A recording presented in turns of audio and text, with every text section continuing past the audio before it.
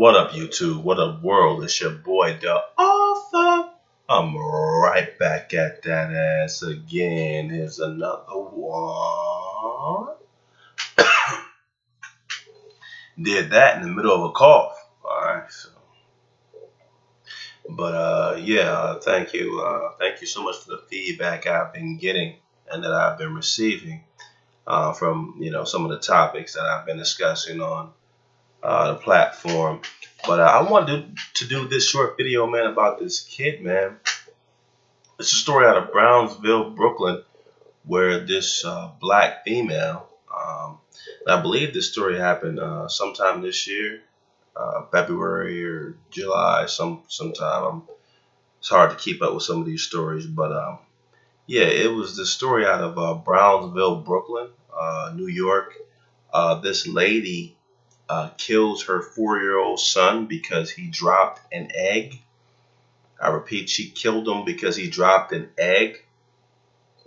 Then I believe she probably spanked him. I think the story says she spanked him really hard and then left him face up in the tub in which she washed him off.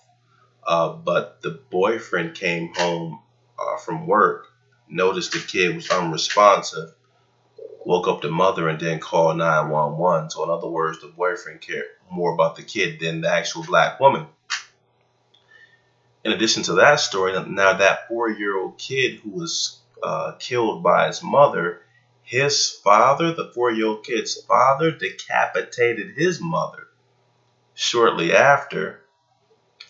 And he held up his mother's, he's an 18-year-old kid, he held up his mother's head in an Instagram post, and he's in custody right now. Sad story, man. Now, in most what I think he was sentenced to like life plus 60 years. I think he's in Rikers Island right now. But this is what I wanted to bring up, man. I thought it was strange because a lot of stories that you hear now, this guy decapitated his mother. Now, his baby's mom, who killed his kid, probably won't even get any time. A lot of these mothers are claiming postpartum, all type of things like that, all type of bullshit ass excuses that they get to use in court when they kill their kids. But with this guy, he was just sentenced to 100 years plus life. Now, in most cases too, when black females or when females in general, but specifically black females, when they kill their boyfriends or husbands or children or young boys and young girls, they typically get a light sentence. There's an excuse. Oh, what was the man doing, or what was the little girl doing that provoked the mother to want to do that? Because mothers love so much that there's no way in the world a mother would want to kill her kid, right? So what did the kid do? What did the man do? Especially if she stabbed her man. What did the man do to provoke her? But if a black man does that, he doesn't get any slack. It's not what he did. Yeah, he did a crime. He did a crime, and he has to pay for that crime.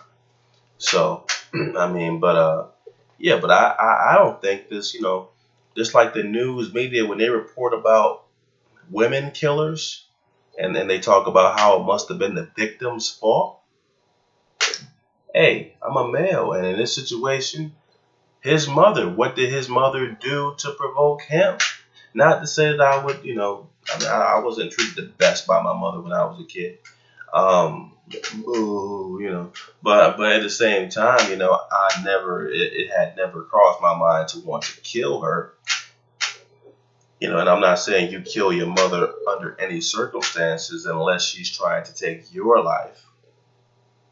Because self-preservation is the first law of nature. But this guy, what was his mother doing to him to provoke she must have been treating him very poorly. And in the confession tape, he blames his brother, and they found out that the brother was never there.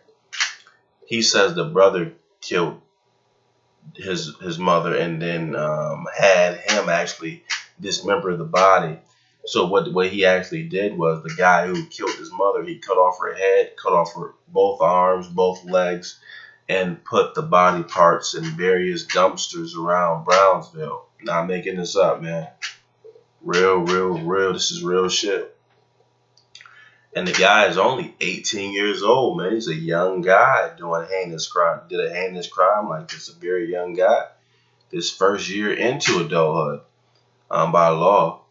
And the thing is, you know what I'm saying, he says that jail doesn't mean anything to him because out of his 18 years on earth, or his 18 years as a man, he spent 13 years incarcerated. So I repeat, out of his 18 years of being here as an individual on planet Earth, as a free being, 13 years of his life has been spent behind bars, either I guess in juvenile detentions or whatever. Because you know these juvie jails is still jail. It's just jail for kids. But you're still inside all day, and some of these kids are spending a year in solitary confinement. I did a story about this kid who spent a year in solitary confinement on right when he was on Rikers. But and this guy's at Rikers. But out of his 18 years on Earth, he spent 13 years incarcerated. That's why. So he spent more time behind the wall, more time locked up than he has free. So it's easier for him to be locked up. So I'm like, well, and then sometimes too, prisons and jails are supposed to be rehabilitation centers, but in a lot of cases, some of these guys, they go in sane and come out with problems, or they come out insane once they leave prison or jail. So they go in sane, and sometimes they come out insane. So where's the rehab in that? You know, and I wonder, is it a shell shock situation when you head off to prison, just like it is in the service? Not saying because you're not shooting at someone, but some of the acts are very, very brutal with knives and things of that nature. You know, and prison violence is high, and they don't use a gun in there. So saying people are a certain way because of a weapon, no, it's just because of the mindset. But I just thought I'd share that, man. It's kind of odd that the 4-year-old young black boy who was killed by his ugly, fat black mother, the 4-year-old boy who was killed by his mother, his father ended up decapitating his mother. So, and I think that decapitation happened shortly after his kid was killed. So I don't know what was going on there, but you know, still that's a shame, man. And you know, I mean, there's a lot of mental illness in the black community that does not get addressed or talked about, because I guess, I mean, if the rest of the world doesn't look at black people, aka whatever you want to call yourself, a Hebrew Israelite, or aka a copper colored person, if the world doesn't view us as human beings, then it's understandable why, you know, our mental health wouldn't be a priority. But I made a video about Dr. Bobby Wright. He was one of the first doctors who had mental clinics, or a mental clinic, or a mental health facility for black people. And at the time, he said it was only one, and you know, he was the chair of that one. So basically, there is really no black mental health clinics for the black community, and which is very odd, because we're the group who oftentimes bears the brunt of the most stress, and you know, because we're workers and we're not so much business owners, and we get the most stress from the world, but our communities are null and void of mental health facilities. just to make sure. And like I said, like in the movie, The Sopranos, basically Tony Soprano was a mobster, and he pretty much had a psychiatrist he used to talk to. But he wasn't insane. He was just a bad man who, when you're in a position of a mob boss, you have to do a lot of things, violent things, to keep your group on top, or do violent things before violent things happen to you. But that was handed down from his father. But anyway, he had a therapist he talked to, and she was Italian, and she talked to him, and she pretended she couldn't stand him, but she remained his therapist for the 7 seasons. Even though I know it's a show, but still. But I mean, a lot of these shows are a reflection of real life. And actually, him speaking to her, because he as the character Tony Soprano had panic attacks, and he went to a therapist to try to help him with his, maybe past thoughts, or help straighten out his subconscious, so those panic attacks could stop. And they didn't stop; they became less frequent. But by him talking to her, he became a more sharpened, well-defined criminal, or a criminal leader, or criminal mastermind. So, basically, America knows the importance of mental health, and every time you watch a certain TV show or listen to music, your mind is being programmed in one way or another. And basically, the world knows how important mental health is. And like I said, I believe if it was a black female, maybe even a white female who did the crime, they would have blamed the victim. She would not do life, and she would probably be sent to a mental health facility. Whereas they're just gonna throw away the key on this guy.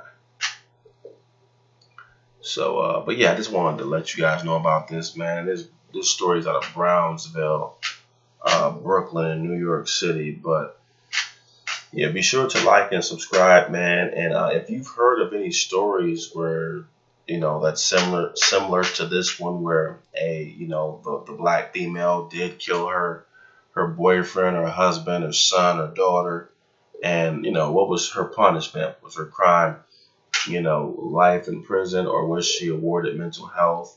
Or on average, do females on average get more lenient sentences than men? And especially that being the case in the black community, since I think the powers that be would rather her be in the front seat than the black man.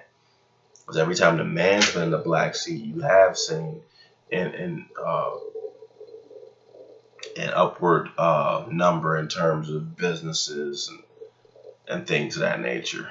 And and I seen one comment under my video. They said, a person said, well, if black men were to own businesses and protect their community, then maybe the black woman would be more open to listening to her man. And I was telling him, that argument in my eyes is played out. So, because here's the problem. Now, the black woman is not going to listen. Her argument is she's, not going to listen until the man creates his own businesses and creates jobs for her to work. Now, first and foremost, most men of other races who run businesses, they also run their own household. I repeat, so if you can't run your household, it's going to be hard to have the incentive to run a business. If you can't have peace in your own household, then you're not going to be able to build a business or keep a peaceful business. And like I told you before, 75% of the black community's earnings is controlled by black women. So in this case, she feels like she doesn't need a man. So how is the black man going to be ahead of that household? Even if he does have a job, she makes more than him. So, and even if she works and she makes less, you're still going to hear her mouth if you're a black man. Now that might trail off some if you're in other races. If you make the most, then you can kind of have more of a quiet household. But That's not going to matter in a black household.